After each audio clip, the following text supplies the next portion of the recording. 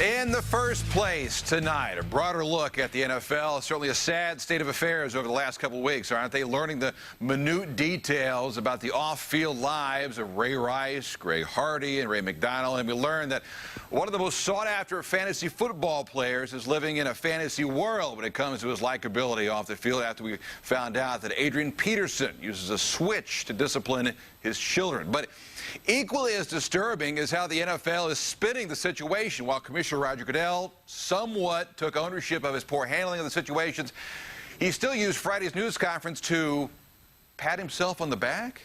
We have entered into long-term partnership with two leading national organizations, the National Domestic Violence Hotline and the National Sexual Violence Resource Center. The hotline received an 84% increase in their call volume just last week. They did not have the resources to reach even half of those calls. They need our help, and we are providing it.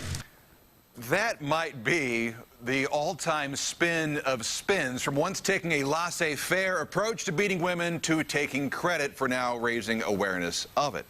Really? That's almost as good as the Jaguars putting in waiting pools at their stadium, hoping fans will forget about the product on the field. Pay no attention to one of the worst offenses in the NFL, because where else can you attend an NFL game in your bikini?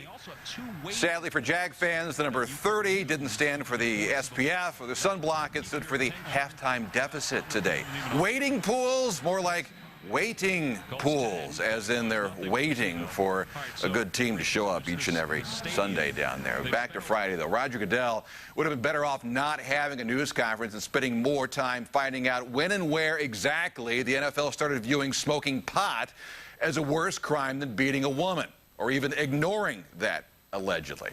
And then again, maybe the NFL is better off not having Goodell.